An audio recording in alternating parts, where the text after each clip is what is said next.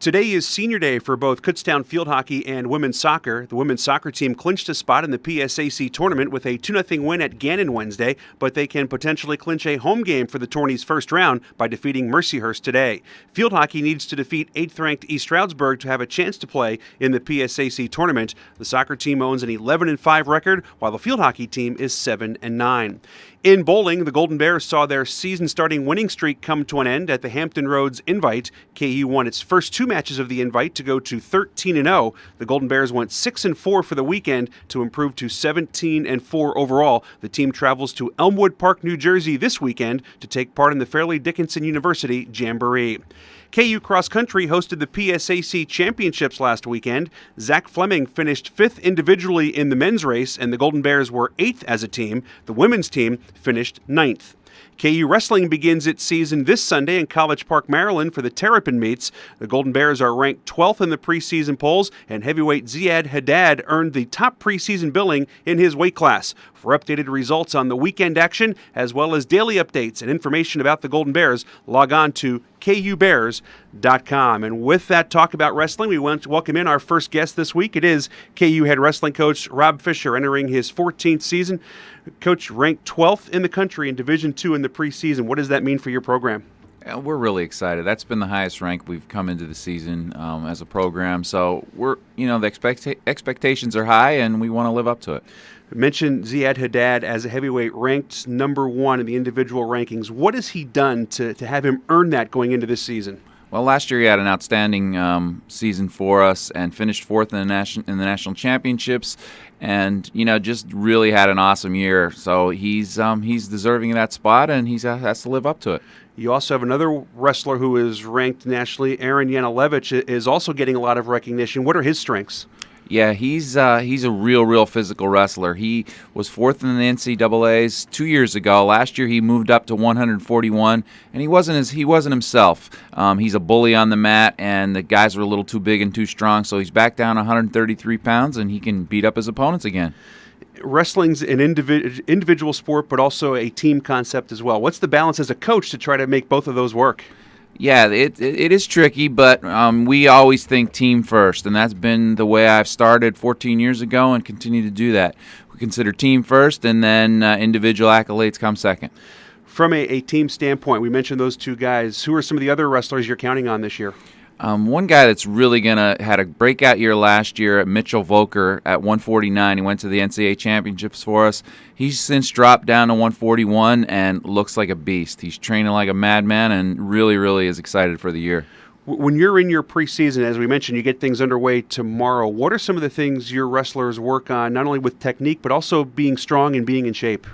Well, we've been working on a whole lot of things right now. Mostly it is being in shape and getting our conditioning up so we can go the 7 minutes. We start off with University of Maryland, and they're gonna be tough as nails. So we really have to be physically ready to go. The KU wrestling program has been very good for a long time, both team-wise and individually. What keeps the program going at such a high level? Well, every year I ask a little bit more of my coaching staff, of myself, and of the team, most importantly. And we just keep trying to raise the bar just a very little bit each year, and they keep responding to it. No, we talked a lot of wrestling, but you're also the women's golf coach. The fall season just concluding. How did things go on the links? We had a great year with the golfers. We ended up finishing 3rd in the conference, but only it was very close to being in first place. The first 4 spots were incredibly tight.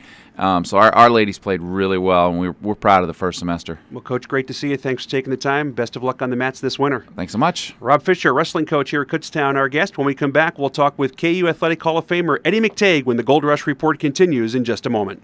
Welcome back to this week's KU Gold Rush Report. I'm Steve Degler. Our next guest is former KU basketball player Ed McTague, a member of the KU Athletics Hall of Fame. He played at Kutztown from 1975 to 1980. And let's run down some of the numbers in your career, Ed. 405 assists was first. It's now 3rd.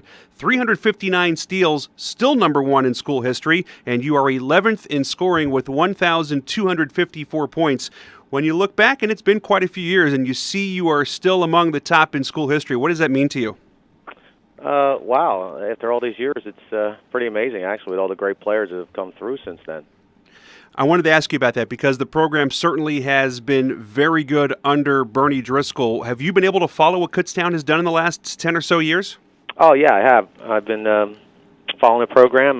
Bernie and I are good friends. Tom York, of course, who played in the backcourt with me, is the assistant coach. So I've been very close to the program, and they were very instrumental in getting me back into the school and going for my finishing my degree finally. What was it like for you from a team standpoint? How were the Golden Bears back in the late 70s when you were playing here? Well, compared to the Golden Bears of nowadays, we were small. I think the tallest player we had was Bernie Sefik at one time. I don't think he was 6'6". Everybody else was around 6'4", 6'5" max, but we had a bunch of leapers, which helped us out. What was the school and the campus like back in 1975 to 1980 as compared to today? Smaller. More quaint, let's put it. With the explosion, the good secret of, or the great secret of Kutztown has finally gotten out to the general population, and as you know, the school has exploded. The campus has changed, some sight lines have changed, and I think it's all for the best. There's a bunch of really good quality kids in the school now. It was also a different time in our country, certainly, just coming off the Watergate scandal and things like that. What was the campus life like? It was nice. It was like I said, quaint, quiet, small town. Everybody seemed to know each other, and it was very nice. I actually enjoyed it. Coming from the city of Philadelphia, it was quite a change for me, which I really enjoyed. You mentioned Philadelphia. When you were finished playing here at Kutztown, you had a tryout in 76ers camp. What was that experience like for you? Wow, that was a culmination of a lifetime of practice and dreams, and I finally got a chance to see how I measured up on that level, and I did pretty good. I just, there was a size factor involved, and of course I wasn't trying out for Cleveland. I was trying out for the world champions at the time, so it was a great experience and one that I look back fondly on. Even though that didn't work out with the 76ers, were you able to continue your playing career after Kutztown? Yeah, when I got let go by the 76ers, they asked me to go down and play with the Baltimore Lightning and the CBA to kind of be an insurance policy, and if anybody got hurt, like Mo Cheeks, to come up. And of course, Mo Cheeks got hurt twice during the year, and as tough competitor he is, he played right through it. So I never got a chance to come up and play for them. But I did play in the CBA for a couple of years, and of course the Eastern Basketball League for a year or two, and that was about it. And Father Time caught up with me, and regular life and all those good things. So I retired. What was life in the CBA like for you?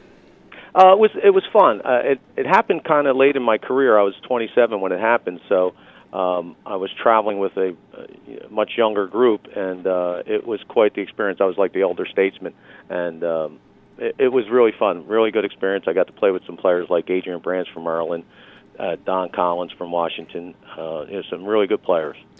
Well, you mentioned that time with the 76ers and how successful they were. Who were some of the guys that you were competing against, whether they were guards or guys on the front court? Oh, it was Mo Cheeks and Sedale Threet and Leon Wood. They were the guys I was going up against every day. And also, that was, as you mentioned, a time that the franchise was pretty good to hang around with some of the greats, not only in Sixers franchise history, but in the NBA. What was that experience like for you?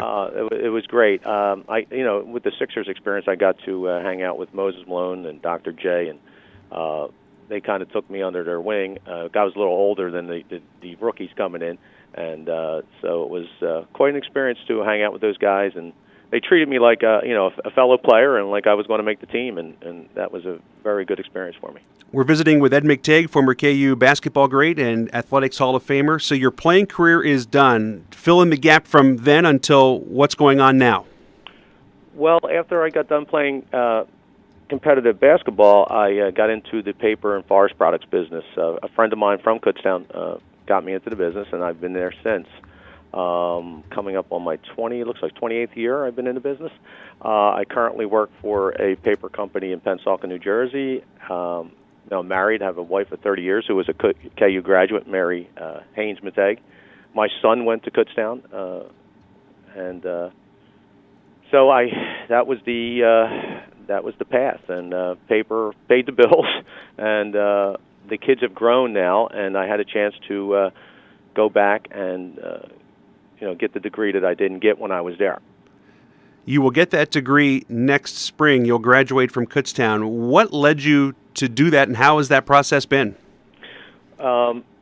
It was, one of those things that I always wanted to complete, and, one of those things on my plate that I didn't take care of. And staying close to the program through Bernie and Tom, I was able to, reapply to Kutztown, and the sports management program, from everybody from Dr. Engstrom all the way down to Dr. Smith, opened their arms up to me and showed me the path, and I attended school again at the age of 56, which it was quite different, but it was a great experience. Has it been fun for you to go back and do that?